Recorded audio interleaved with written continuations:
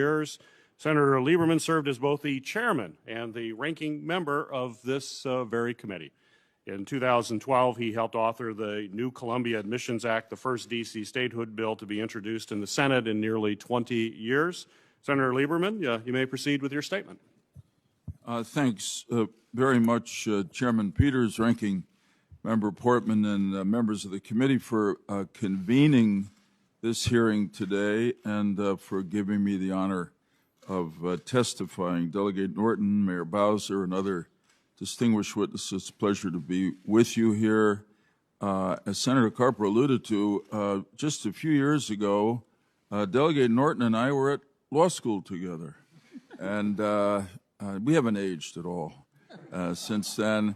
I will point out that the mascot of we were lucky to go to Yale. The mascot at Yale is a bulldog, and I don't think anyone would argue with me if I said that Delegate Norton on this particular issue, many others, has had the tenacity of a bulldog, occasionally the bark, and if necessary, the bite. So it's always good to be on her side. A special thank you, talking about tenacity, to Senator Carper, my dear friend, for introducing and advocating this legislation, which really would right a wrong that has been done for too long to the residents of the District of Columbia. I'm honored, really personally, to have the opportunity to return to this committee in this room where I spent so many of the best, most productive days of my 24 years in the U.S. Senate, in large part because I was privileged to work in bipartisan partnership with the leading Republicans on the committee during that time, first Fred Thompson of Tennessee, and then for more than a decade, Susan Collins of Maine. I hope that spirit of bipartisanship, which has been part of this committee's history and really has been exemplified, I think, already this year by Chairman Peters and Ranking Member Portman, will guide your committee's consideration of the deprivation of voting representation in Congress for citizens of our capital city. As you know, as far as anyone can tell, the only citizens of any capital of any country in the world who are disenfranchised in this way.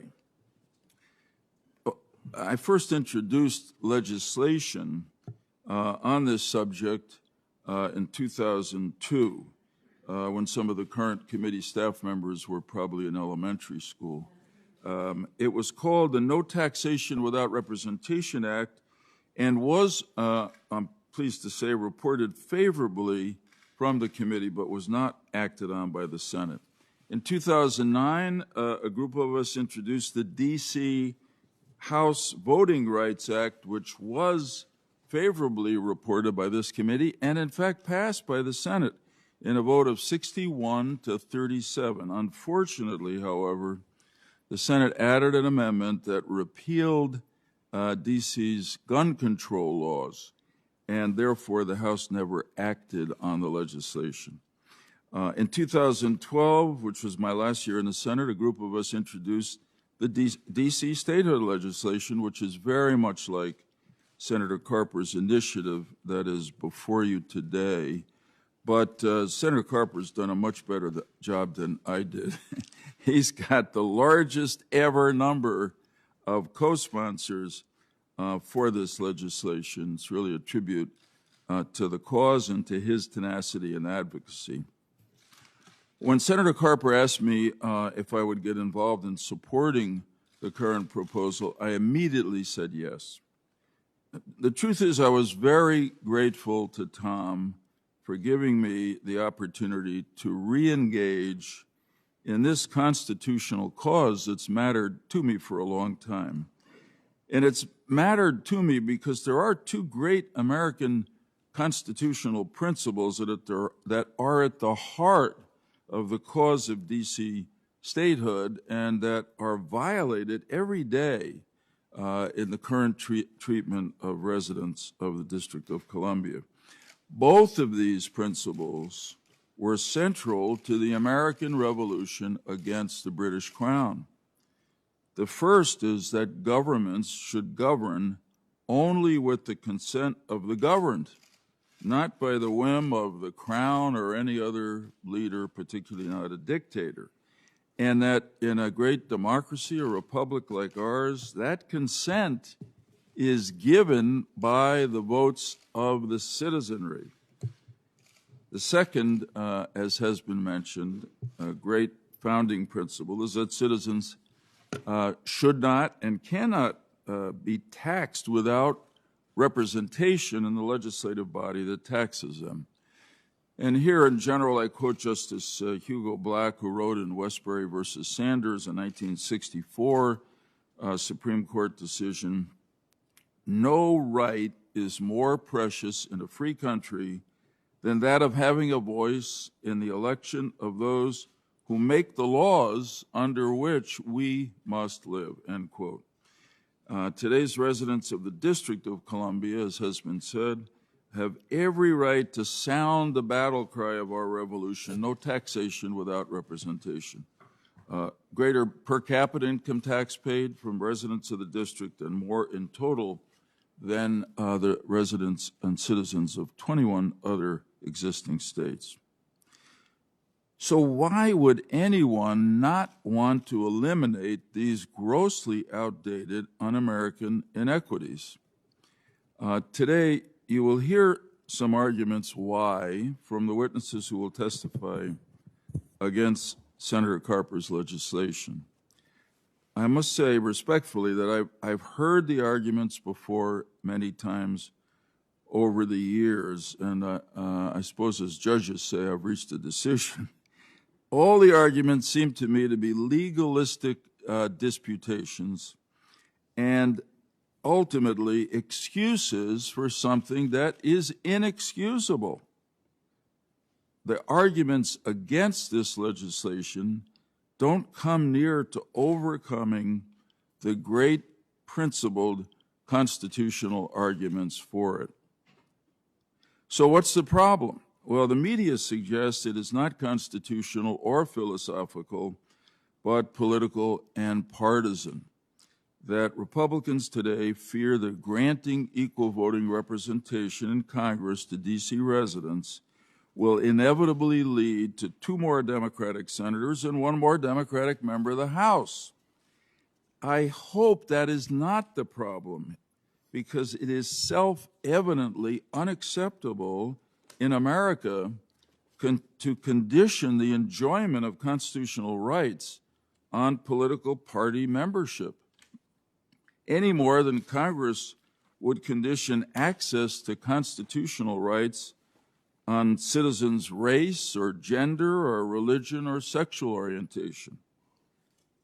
Besides, it's just not sensible to base one's vote on this legislation, which would correct an injustice forever, on a short-range political prediction, which, based on history, may well turn out to be baseless or at least temporary. Who among us can really predict how the citizens of the state of Washington, D.C. will vote in elections for the representatives in Congress in 50 years or 20 years or even 5 years? For example, who would have predicted 5 years ago that the state of Georgia would elect 2 Democratic senators to this Congress? Who could have predicted 30, 40, 50 years ago that there would be almost no Republicans from New England, my part of the country, in the Senate today, and almost no Democrats from the House, which is obviously why we were so surprised by the election of the 2 Democrats from Georgia. A look at American history shows that partisan anxieties have been common when states have been considered for admission to our union since the original 13. But 37 times these anxieties were overcome to enable us to become the United States of America we are today. Here's an example which I think proves the difficulty of deciding this issue based on political predictions. In 1959, Alaska and Hawaii were both seeking admission to our union. There was a lot of concern about how the citizens of those states would vote. They were essentially both admitted together, though there was a separation of a few months, because they were expected to balance each other politically. Alaska was expected to vote Democratic, and Hawaii was expected to vote Republican. That was the bipartisan consensus prophecy in 1959. I can tell you in my 24 years in the Senate, and still today, the opposite is the case. Hawaii elects Democrats, and Alaska has elected Republicans.